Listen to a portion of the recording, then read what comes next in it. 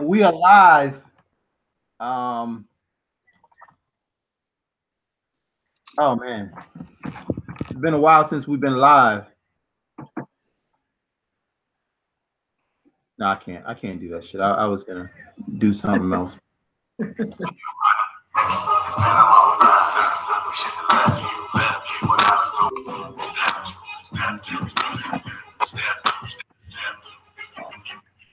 All right, enough of that shit. Anyway, we are live. Dolphin Fan Voices podcast live here on both YouTube and Facebook. It's been a while since we had an opportunity to all come together, man. I be on the move, um, doing so much shit. But anyway, uh, everybody, go ahead and let's jump off, man. Go ahead and introduce yourself. What's up, Dolphin fans? This is Jay. Been a Miami Dolphins fan all my life, and we got a lot of stuff to get into. As usual, it's a lot of drama going on with the Miami Dolphins. We're 4-3, but we feel like we're 1-5. Let's talk some Miami Dolphins football. Hey, this is Ron. Been a Miami Dolphin fan, born and raised out here on the West Coast.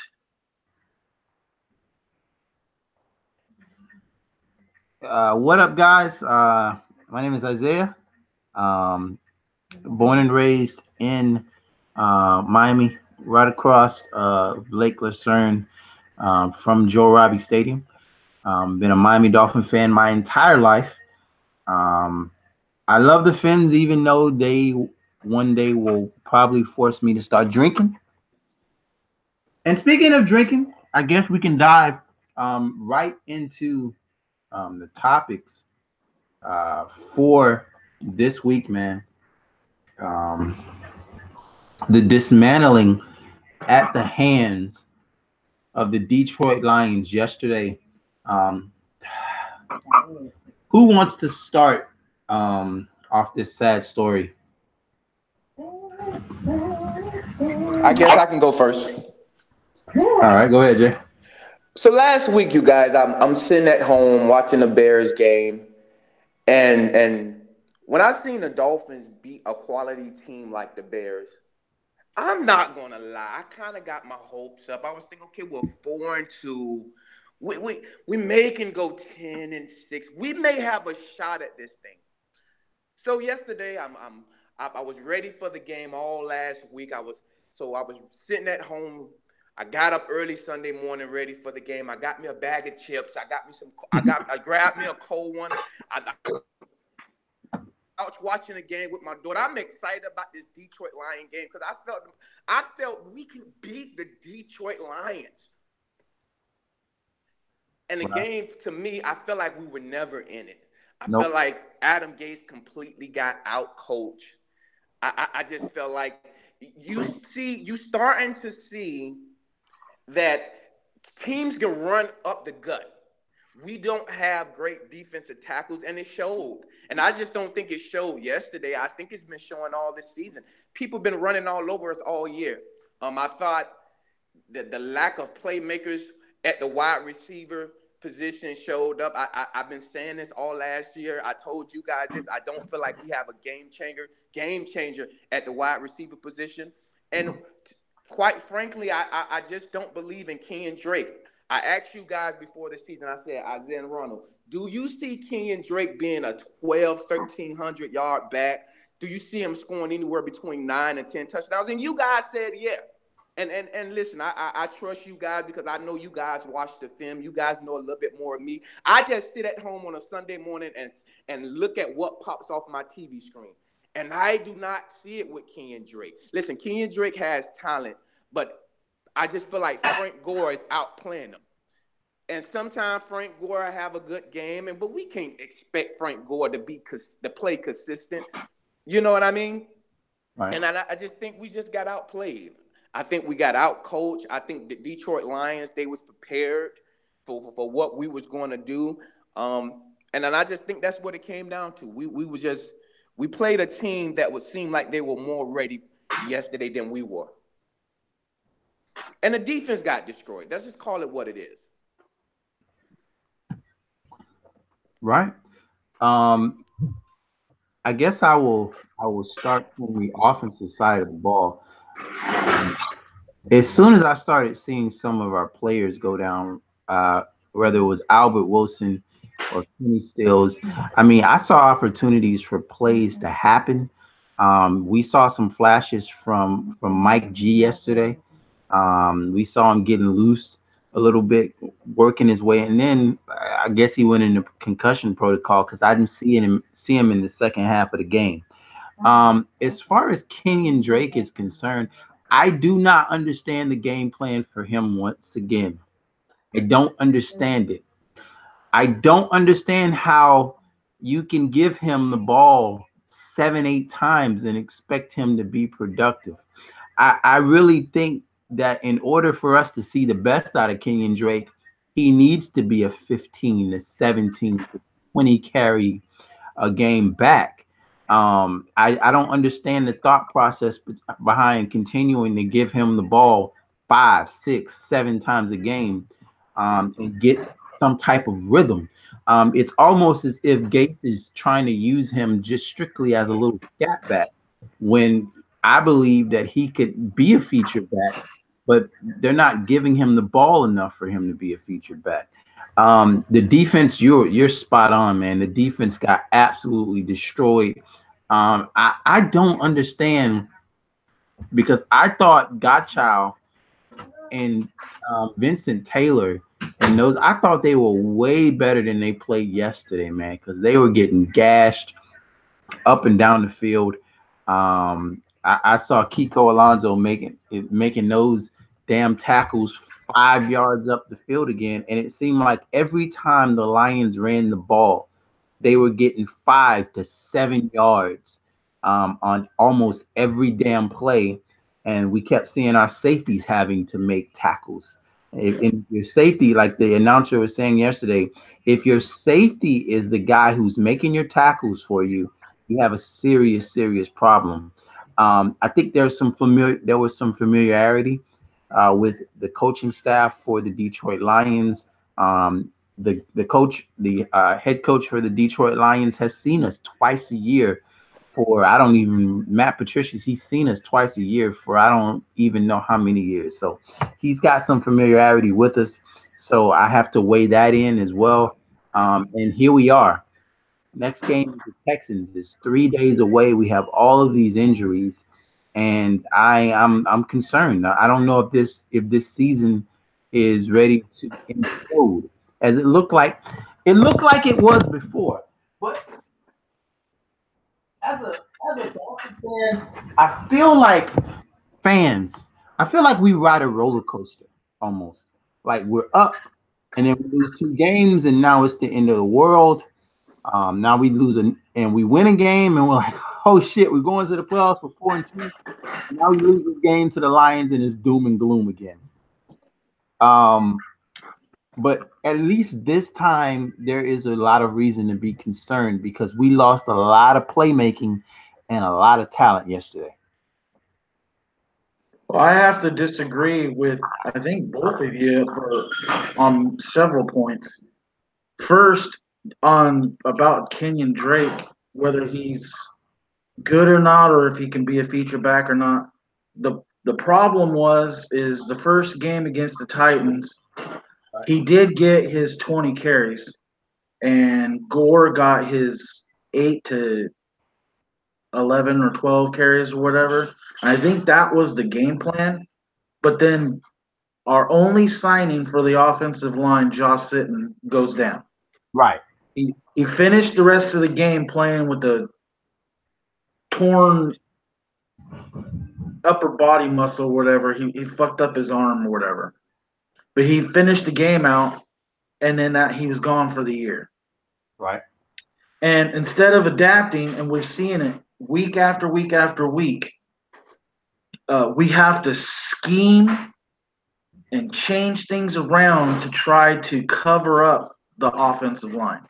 Sure. Because we already know what Ted Larson is. He's a piece of shit. We already know Jesse Davis should be playing a tackle spot and not a guard. Yep. We're always finding ways to change dudes from what they actually play that got them to the pros. Yep. And we think we can mold them into something else and make it work.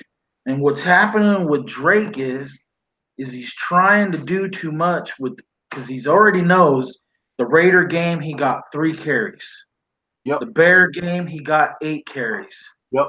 He's not getting any carries. He can't get any kind because feature backs get 20 to 25 carries. Exactly. And that they're the feature back. Now, if you're going to dual back, you can do it 2 ways. You can have a main guy that's dangerous, and you can give him 15 to 20 carries, and then your power dude can get 8 to 10 carries, and you can switch it up. And with Drake and Gore, their skill sets are mirrored. They're both don't have a deficiency as a blitz pickup or a pass protector. Both can catch the ball. And if I remember correctly, Gore is one of the best running backs ever as a screen pass catcher. Yep. He's done that since he come out of the Miami Hurricanes. Yep. And what Gase seems like he keeps getting caught up on, and I've noticed, is he can't call post routes, long outs, because there's no time to wait for those routes to develop.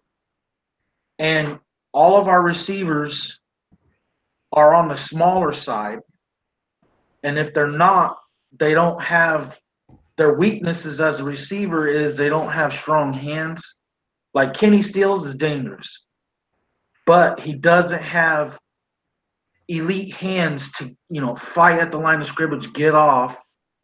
He needs some kind of help, even though he's 6'1". Now, Albert Wilson's not 6 foot, but he's more of a running back type at a wide receiver. So he can hand fight, he can do that dirty work stuff, but he's not big. He doesn't present a huge catch radius on the outside. Right. Same with Grant. Grant can jump forever, but he's only 5'6", 5'7" if he's lucky. And where we're struggling is Gase knows we can't throw deep now. And we've seen when we have tried that, like yesterday, Kenny Stills got double covered.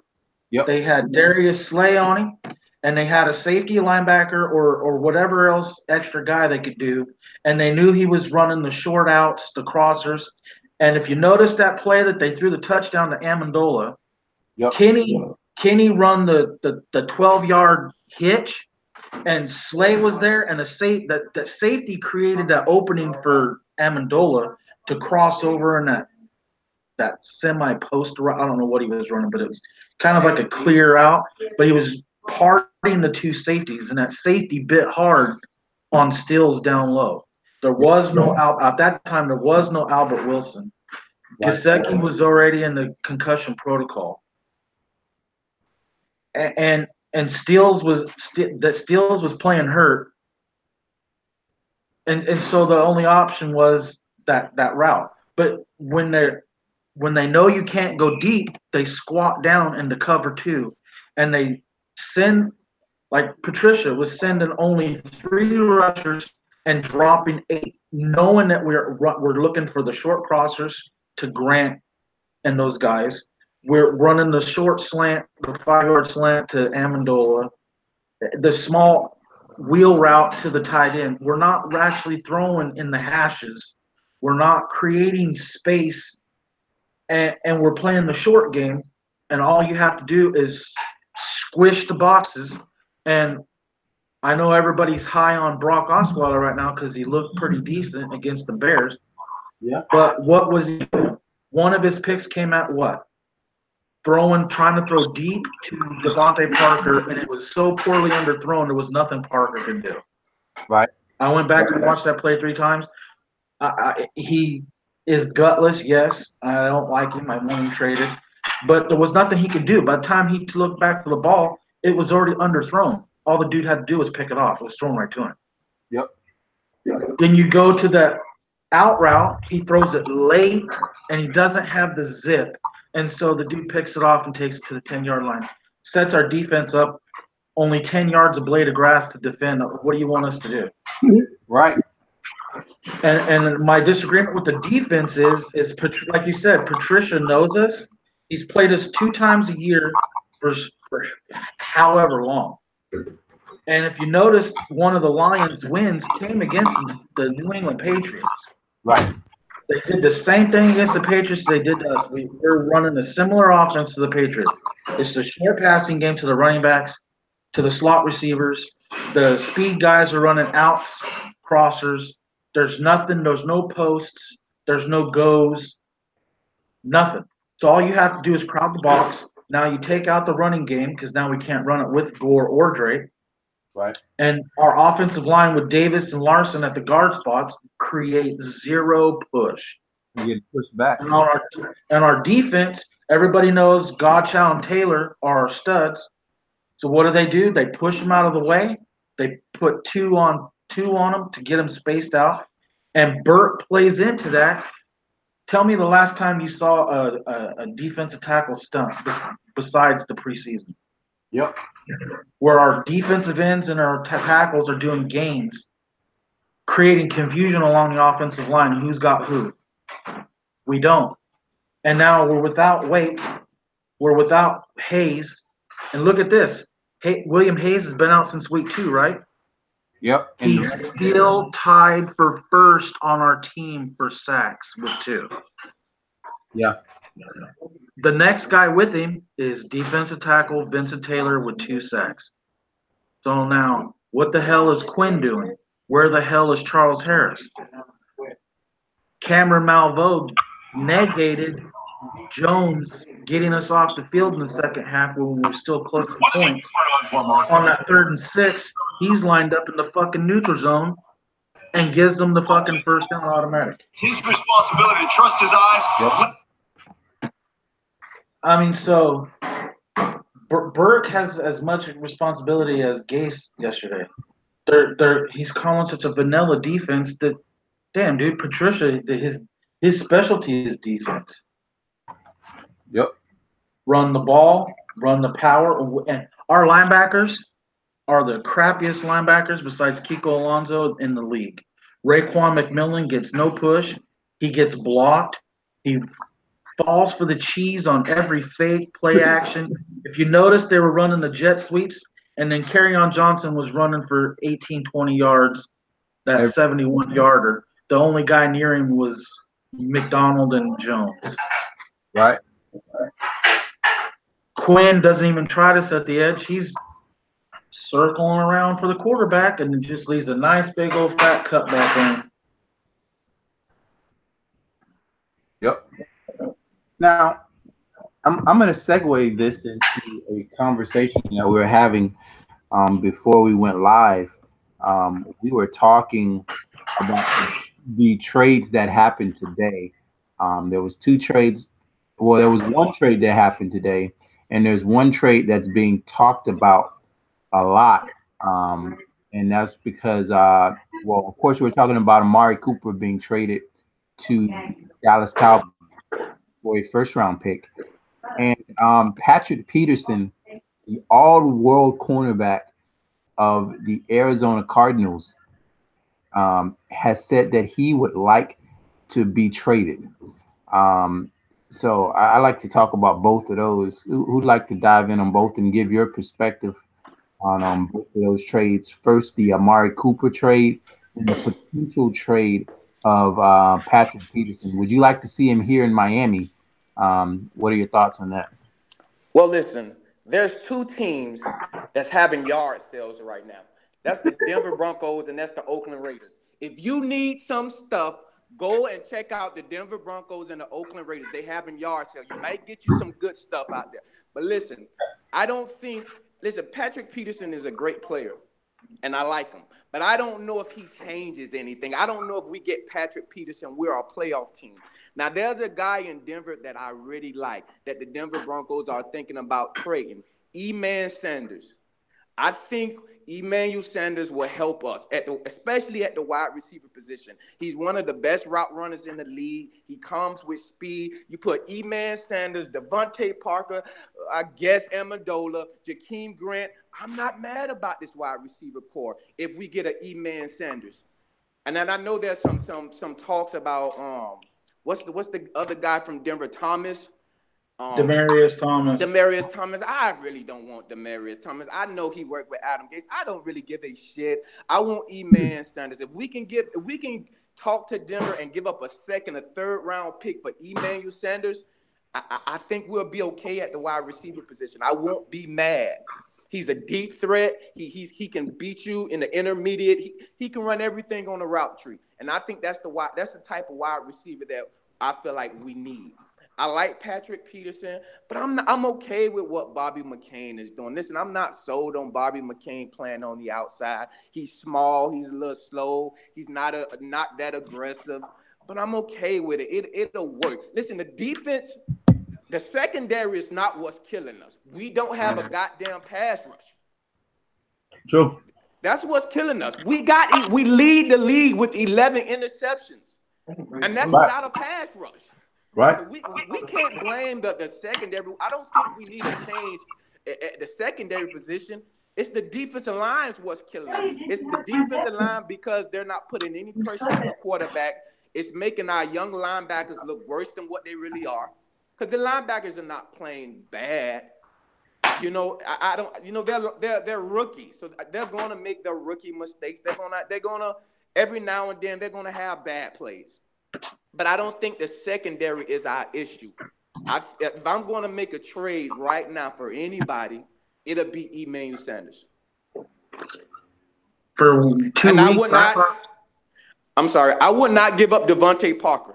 I would not give up Devontae Parker. And listen, now I know we're probably going to get into the whole Devontae Parker situation. But if I'm going to make a trade, it's Emmanuel Sanders, and that's it. I just don't think trading for Patrick Peterson is going to change anything.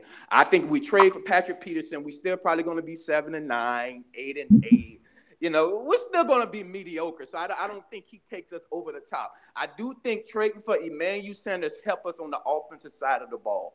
It brings. I won't be so mad. I won't be mad about missing Albert Wilson. I think even if Kenny still misses a couple of games, it sounds like the injury is not serious, that he may miss a couple of weeks. I'm okay with Ford and what we got on the practice squad. But I think Emmanuel Sanders is a guy that we should target. I don't know how you guys feel about that, but that's the only trade that I would make right now. I don't think anything out there is going to change anything for us. I think we're still probably going to be 7-9, 8-8.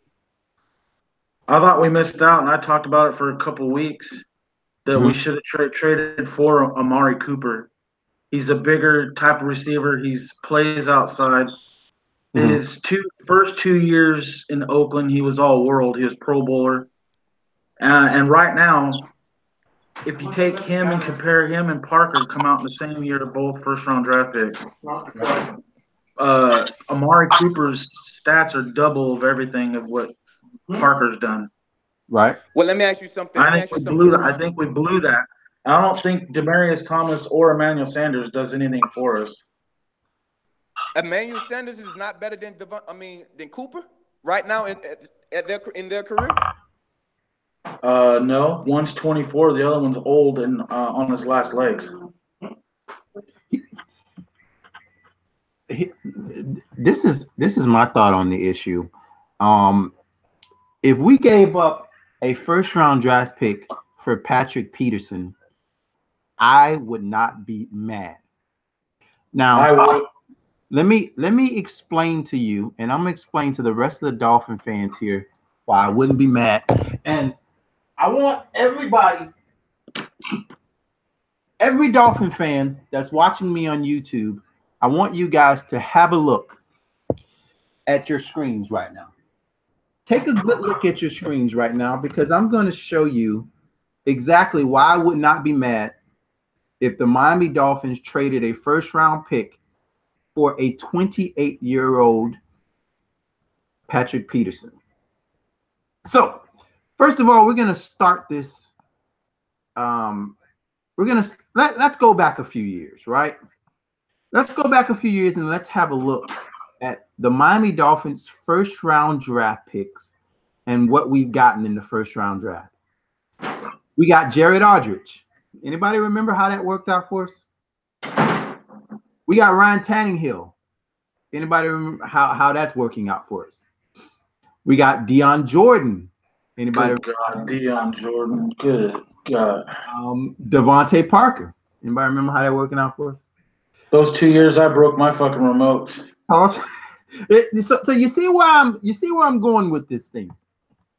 And Charles Harris, my God. If we gave up a first round draft pick to get a Pro Bowl quarterback that we're probably going to have a good 5 seasons, let's say he plays at a high level for us for 5 seasons, it will be better. It will be better than almost every single draft pick that we've drafted in the first round for the last 10 years. So I would not be mad if we took our first round draft pick and traded him for a Patrick Peterson to put him in this secondary. At least, at the very least, we can say as a team, listen, we got one of the best.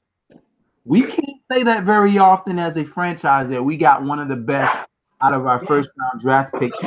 Doesn't necessarily happen for us. So that's the reason why I would not be upset if we gave up a first round pick for a Patrick Peterson. Patrick Peterson in the NFL right now, he's a top 5 cornerback. He's been a top 5 cornerback for at least a good 5 to 7 years. Would everybody agree?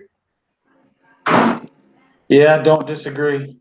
Exactly. So if I gave up a first round pick for a 28-year-old Patrick Peterson, I would be okay with that.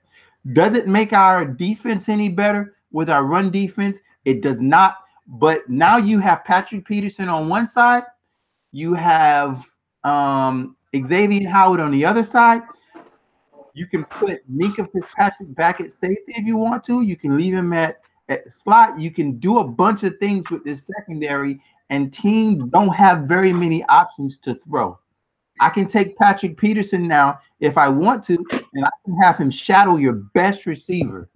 I can take him away. And you know who the other option for you to throw at is Xavier Howard. That's not a good option either. So where are you throwing it? So now I have a full complement to attack your run game. It makes us a much better secondary, and I would hope that it would make us a much better team. Can I interject? Can I say something, Isaiah? Go ahead. When around this time when it come down to the trade deadline, it's imagine going shopping, right? Normally when I go shopping, I go in my closet and I see what I need. Do I need some more? Do I need a new pair of shoes, or do I got enough shoes? Do I need a new shirt? Maybe to go out with the wife and kids.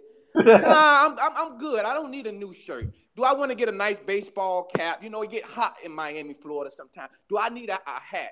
Now, in reality, I wouldn't mind going to get a nice pair of Jordans. I wouldn't mind going to get a baseball cap. I wouldn't mind going to get a new shirt every single week if I could. Right. But do I really need that? You it's don't. nice to have. It's nice to walk outside a new pair of J's. Is it? But do I really need that? And No. That's the only thing that I feel. Do we really, really need a Patrick Peterson? Is he going to change anything? Yes, or do but not we need for a wide first-round receiver? pick. Go ahead. Yes, but not for a first round pick. That's my only problem with trading for Peterson if we have to give up a first round pick. Exactly. And why would you give up a first round pick when this offensive line is suspect? We don't know what the hell we got at the quarterback position. We don't know what the hell we got at wide receiver. And we may need to go out and get a defensive tackle. So I'm just not buying the Patrick. I don't see the need for defensive tackle. Our tackles aren't the issue. It's our pathetic defensive ends. But wait a minute. Do you trust this franchise right now? Do you trust this franchise with a first round draft pick? Yes, because we got Minka Fitzpatrick. Hey, listen. Are you Are you going to throw that first-round draft pick away and not take Minka Fitzpatrick? I'm not, but I'm telling you that we've swung and missed so many times that I do not know. What did we look like when Larry Tunsil come off the field? Terrible. That's my point. Since Chris Greer's taken over, we haven't drafted a Devontae Parker.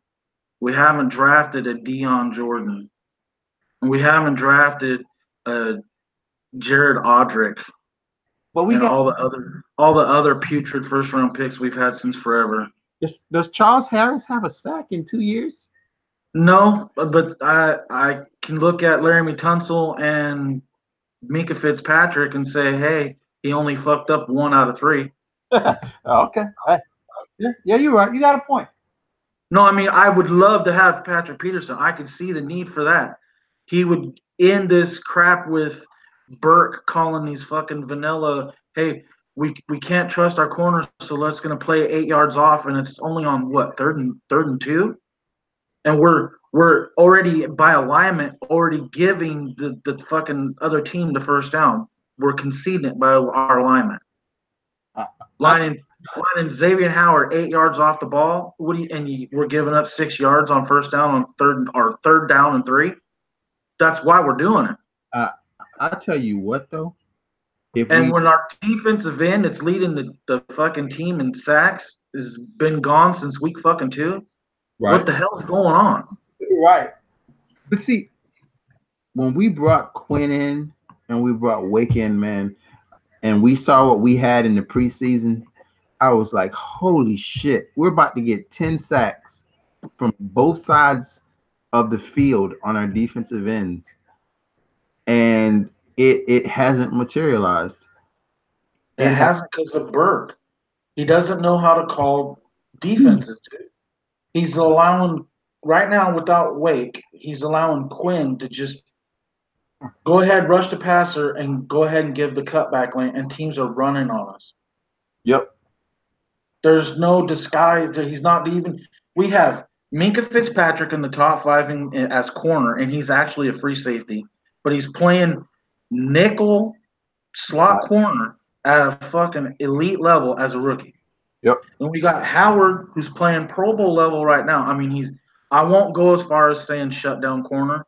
Right. But he's not giving up those 180-yard games to fucking AJ Green like his rookie year. And if you throw at him too many times, you might see one going back the other way. Yeah, go talk to Denver when they thought that Trevor Siemian was their guy at quarterback. Yep. He was fucking dancing from the 18-yard line like Deion.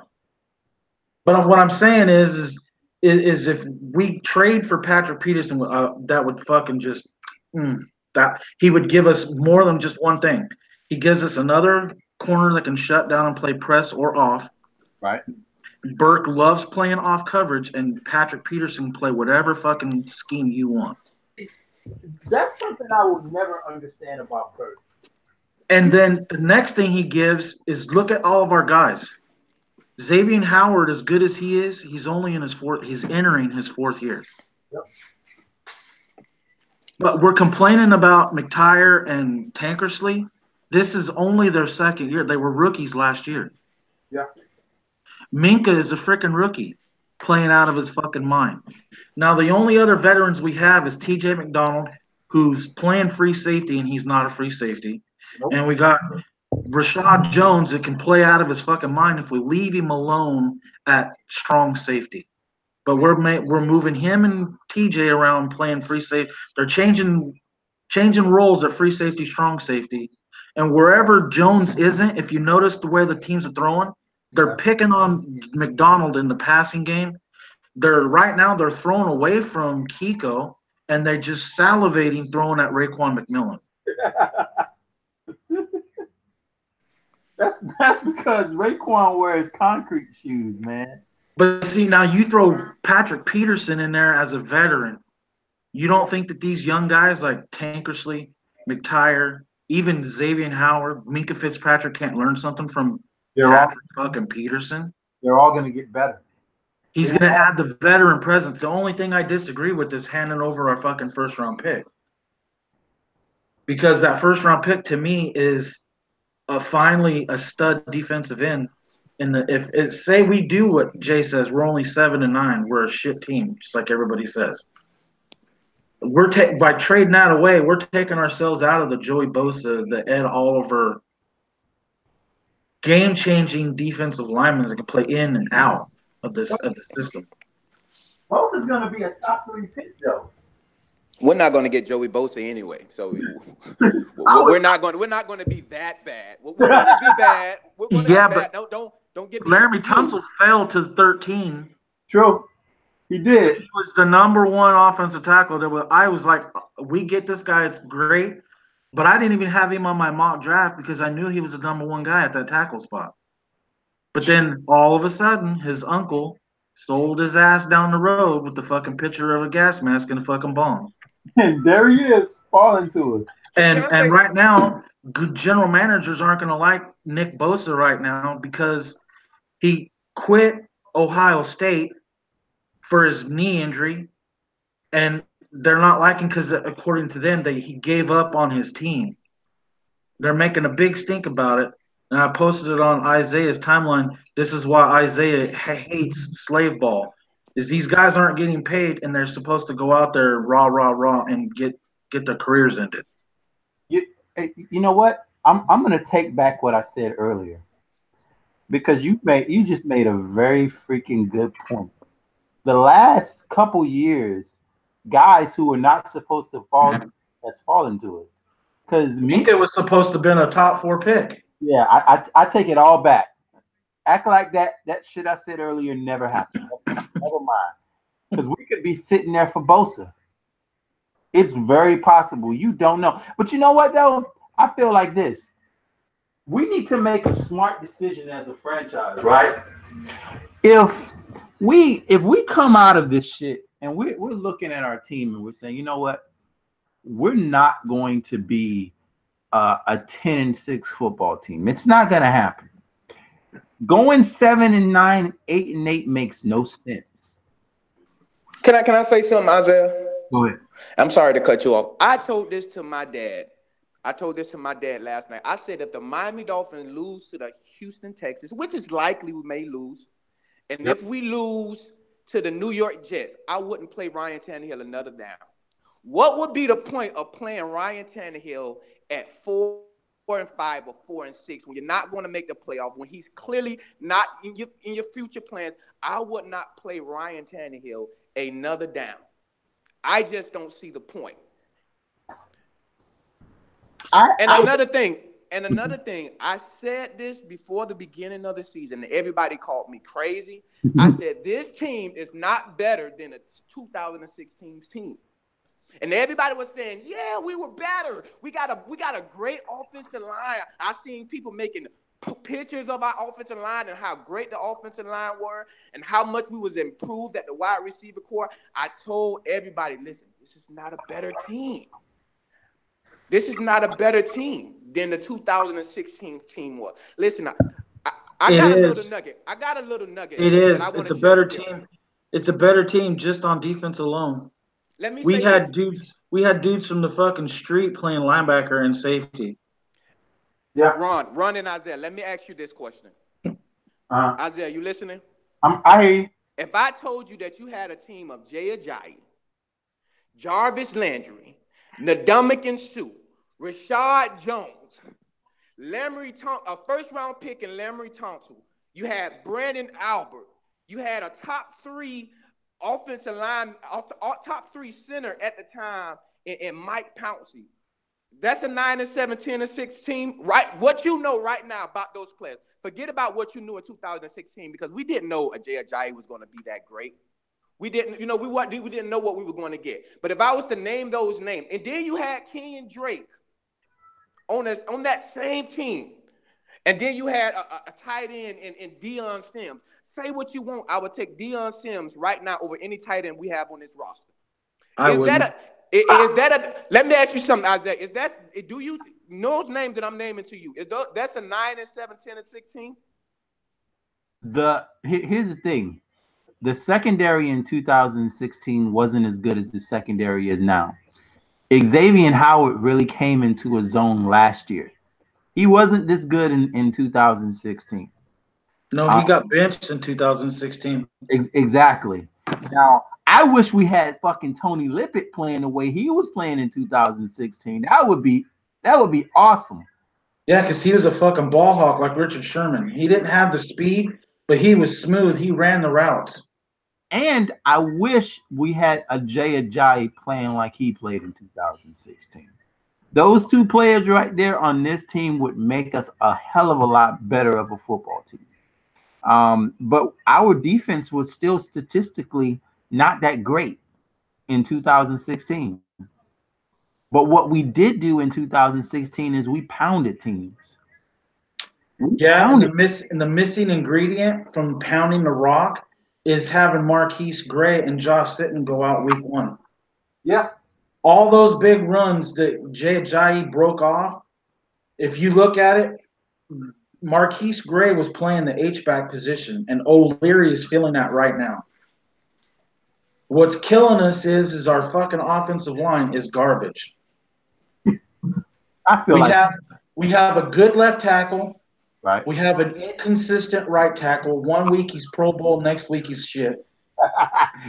And like him or not, or make fun of him because of that one stupid snap when he come in over the head of the quarterback. But Travis Swanson has been playing better than when Pouncey was top 3 in 2016. He had That dude is quietly having a killer position right now as our center. yeah. What's hurting us is Ted Larson is like there's like 96 guards. He's 86th. He's a turnstile. Exactly. Oh, so okay. And Jesse Davis is only rated 76 out of 96 of guards. I understand that. Piles of shit next to your tackles. How are they supposed to be consistent? And they can't even pick up a stunt, dude. Did you see that where Drake fumbled against the Bears on the goal line? What happened on that play? Jesse Davis didn't even lay a finger on that fucking defensive tackle. Yeah. Drake took the handoff, took one step, got hit, spun out of it, and he's fumbled the ball. If he doesn't get hit as soon as he receives the ball, do you think Drake fumbles that ball? No. Does Gore? No. Nope. But Gase right now is pissed off. He's thinking about he's going to have, like this last weekend, he's going to have all 5 running backs.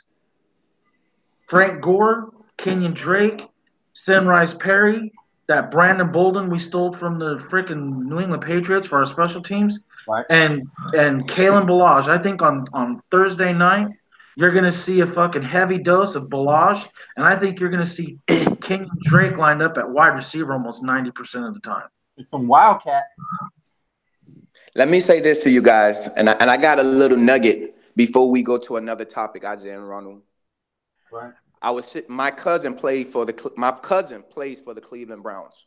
He grew up in Liberty City. He went to Northwestern High School, right?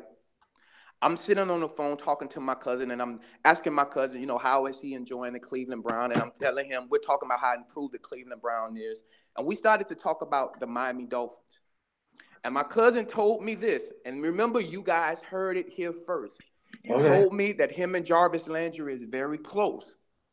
He told me that Kenyon Drake, and this is not being reported. Nobody's reporting this, and nobody is saying anything. But he told me that Kenyon Drake is not happy being in Miami, and Kenyon Drake wants to be traded. He told me that Kenyon Drake and Adam Gase has been going through having some issues in practice. Kenyon Drake is not happy with his role. He's not happy with Frank Gore starting over him. This is not being talked about. None of the beat writers are saying anything, but Kenyon Drake is not happy in Miami. This is something that my cousin has told me. This is something that Jarvis Landry and Kenyon Drake has discussed. Kenyon Drake is not happy. Do not be surprised. And remember, you heard this first. Remember, Isaiah, I wrote you on Facebook and I said, I said Jarvis Landry and Adam Gase is not seeing eye to eye, but that was obvious. We all seen that. But nobody believed me when I said this. Listen, Kenyon Drake is not happy in Miami. Kenyon Drake wouldn't mind being traded. Remember, you first heard it first here. So when the reports come out and everything start coming out, don't be surprised if you see that. Wouldn't surprise me one bit, especially with what the statement that Devontae Parker's agent made today. Basically said that Adam Gase is trying to cover up his ineptitude by blaming the players. I posted it on Facebook, but I think I accidentally deleted it when I thought I shared it, and I didn't take the time to rewrite it. It wouldn't surprise me. It makes sense of why he's his limited role now. I did not pay attention to it, but if you notice that Kenyon Drake is not starting. He's not. And when my cousin was telling me, how unhappy that Kenyon Drake is with playing for the Miami Dolphins at this time, when I start to look at it, Kenyon Drake doesn't seem right to me. His body, he's dropping passes. He's dropping passes. Right. He's off. Yeah, I was commenting that to myself on Sunday. I feel like if Kenyon Drake was on a different team, namely the New Orleans Saints or the Kansas City Chiefs, he would be having a much better career and definitely a much better season because he would be getting used properly. Right now, I just like a couple years ago, 2016, we were sitting here going, what the hell is the plan for Drake? And then last year, Ajayi and Gase got whatever that situation was, and he almost got forced to use Drake, and we got an opportunity to see what Drake can do with more touches. And this year, now we're back to where we were almost. I mean, it's not as the same as 2016, but it almost feels that way. Correct. He's not getting the touches that he was last year. I don't understand how you can have someone just break the fuck out, which is what Kenyon Drake did in the back half of last season, right? Right. And then you go into a new season and you say, you know what? I'm gonna give you less. Like how does that make sense? How in the hell does it? He's doing the same thing with Grant. Grant right now is leading almost every single receiver in yards of separation on his routes. And he ain't even game planned. He gets maybe 1, 2, 3 targets a game. And he showed already last year that he can play outside at a high level. Yep. He started the problems with Belichick and fucking Butler when Butler got scorched on Monday night by Grant. Yeah. Sure, he might drop a few passes, but what receiver doesn't? I haven't seen him drop a pass this year. The problem with Adam Gase, and we all know this, he's stubborn. You know, he's got an ego too. He has an ego. You know, he believes that whatever I say is right, and if it went wrong, it's because of you. You know, that's just the type of guy that he is. You know. Well, look at his relationship with John Elway. That's why it didn't last in Denver. Yep. And he only lasted in one season in San Francisco too. Wow. And he only lasted one season in Chicago before we gave him the keys to the Miami. I'm gonna say this: when Danny Amendola is your leading wide receiver on your team, you have issues. Don't get me started. When a 130-year-old Frank Gore is your leading running back, you have issues. When Don't get me started on fucking Amendola, dude. When Brock Osweiler is outplaying Ryan Tannehill, your 7th-year quarterback. But in preseason, he was out of 4 quarterbacks. He was the fucking 4th retardedest quarterback. Luke fucking that Bryce Petty outplayed his ass in fucking training camp and preseason, and so did David fucking Fells. And if you notice, that's not fair to Brock though, because Brock doesn't have a fucking arm to throw a long ball, dude. Come on, dude. Yeah, but listen, and I keep hearing people say that, and that's true. Brock's arm is not as strong as Ryan Tannehill, but our wide receivers not, and I said this, they're so predictable. I know what our wide receiver do. Listen, Kenny Stills is going to run a 9 route. He's going to beat Kenny Stills is not going to beat you underneath.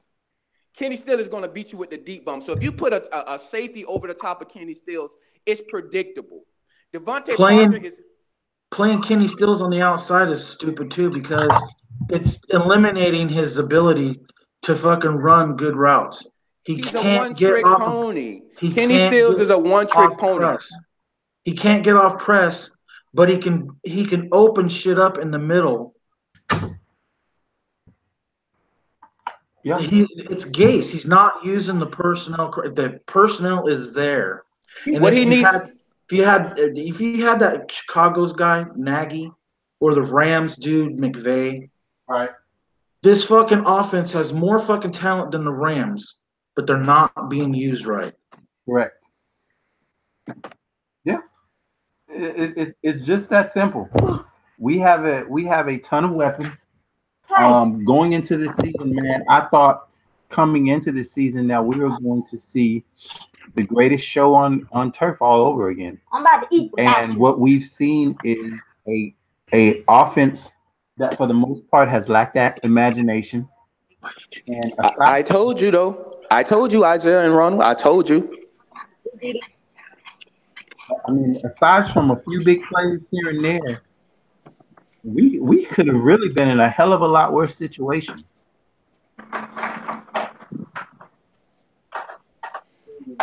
Besides from some gimmick plays that we've been doing, I mean, it was a few big plays that have us at 4-3. Let's not fool ourselves. It was a few big plays here and there, and if those big plays don't happen, we're probably at 1 and 2 wins right now. To be honest with you. Exactly. Yeah, but if we would have better quarterback play, whether it's Brock Osweiler, David Fells, or Ryan Tannehill, or whoever the fuck we're putting out in center, if we go back and look at that New England game, there was times where Ryan Tannehill was forcing the ball to Amendola, trying to force the ball to Albert Wilson. And where's he getting this from? He's getting it from Adam Gase. Here's your first read. Here's your second read. Make sure you're looking at these two guys. And that screws Gesicki, that screws Grant, that screws Stills, that screws O'Leary, or whoever else is out there fucking running routes. And if you look at it, when he forced that pass and got intercepted to Danny Amendola, on the other side, on the left side of the formation, Jakeem Grant separated by 9 yards and was running by himself on a post route. And Ryan Tannehill didn't look at that. All he did was where Gase is telling him to throw the ball. And if anybody doesn't believe that Gase has got these quarterbacks on a short leash, they're not actually paying attention to the games. Because if you look at it, no quarterback in the last 4 weeks has targeted Kenny Stills more than twice. That doesn't make sense. Grant has only gotten 2 or 3 targets since that Raider game when he took that one pass on what do you call that? The reverse? No, it's like a fucking pitch or whatever. It's not actually a handoff. Yeah. I forgot what it's called, but he lateraled it like they used to do last year to Jarvis Landry, and you'd go ape shit on it, Isaiah. Yeah, but he did that off a jet sweep and pitched it or flicked it to Grant. And what did Grant do? Took it for a fucking touchdown, almost twice. Yep. And then it's the same little bubble screen they're throwing to Albert Wilson. Yep. Well, why can't they line Grant and Wilson up outside, line Stills up next to whoever the tight end is in the slot, or Danny Amendola, and let Amendola and Stills run combo routes, and whoever makes their dude run into somebody and is wide open, why don't throw it to that guy? Because I guarantee if you go 99% of the time in that combo route in the slot, Kenny Stills is open 99% of the time. Because if you look at the last 3 years in Miami, he's leading the NFL from the slot position at all wide receivers. And A.J. Green's been getting most of his targets the last 2 years in the slot. They moved Arizona moved Fitzgerald in the slot, and he's outperforming even those guys. You look at Stills' production from the slot; he's number one in the league. I think if you ask me, and I've been saying this now for a few seasons. I feel like that's where the slot position is going. I feel like the slot position is going in a few years. The only thing you're going to see in the slot is bigger receivers. You look at some of these guys that are coming up that are having great seasons and doing what they have to do from the slot. Your Thielens, your Cooper Cups, Fitzgerald's there, AJ Green's there. They're all bigger guys because they're giving their quarterbacks a bigger catch radius, and just a bigger window to throw into And instead. they're all fast. Yes. So I believe that's where the slot position is going. It's going bigger, it's going faster because you're able to create better matchups when you have guys that are able to, to give that big ass window. You got a big 6'4" guy running that same route that you used to have a 5'10" guy running. And of course, you have more. So I feel like that's where the position is going. Similar to how teams used to have nothing but small cornerbacks a few years ago, and I made a video about that. And now all you see is big ass cornerbacks all over the NFL. So I think that's where we will see this position go within the next 3 to 5 years is big time, huge slot receivers. I also see teams are going to have to start getting 6'4", 6'5" safeties. That's got to Well, happen at some point. look what the how the NFL's going. They're taking advantage of that because teams like the Eagles, the Dolphins, the Seattle Seahawks, the Atlanta Falcons, they're putting the 6', 6'2" corners on the outsides, and they're moving their former outside corners that are 5'10", 5'9", moving them to cover the guy in the slot. Yep. So now when you move your 6'3" Devontae Parker, your 6'4" AJ Greens, your 6'2" fucking Julio Jones in the slot, they're getting covered by a guy that can't jump as tall as they can, and they're not as big or physical as they are, but they might be the same speed, but they can't physical or jump as high. Right. And then that's where you're seeing all the matchups. Calvin Ridley getting wide open. Why? Well, because the defense is trying to roll the safeties over to cover Julio Jones in the slot because the 5'9" guy is on him. So they have to cover it up by dropping a linebacker in coverage, which takes somebody out of the box for running. And it drops your safety from double teaming the outside guys. And now a fast, shorter Calvin Ridley can run free on the outside because you can't let Julio Jones take the 7-yard slant and kill you with it for 40 yards. Yep. So we move Grant or Parker into the slot if we have to fucking play him. Put him in the slot next to fucking Gesicki. Run combo routes.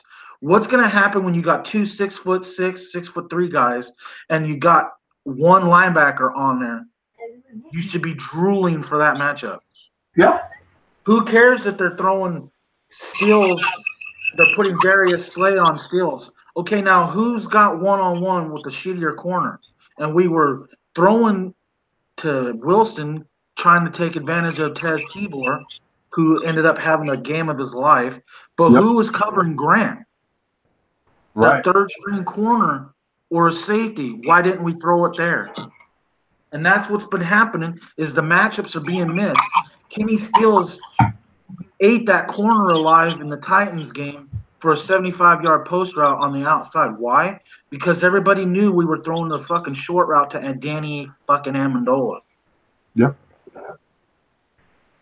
And they were doing that to Stills yesterday, and we didn't throw over the top because Brock Osweiler can't throw it over the top. He's going to take the check down, and he played right into the fucking defense's hand. This is why I don't like fucking Brock, because he can't throw the deep ball. When you get the matchups finally for the outside, like that ball he threw to Parker, it was so fucking far underthrown that my daughter could have threw it.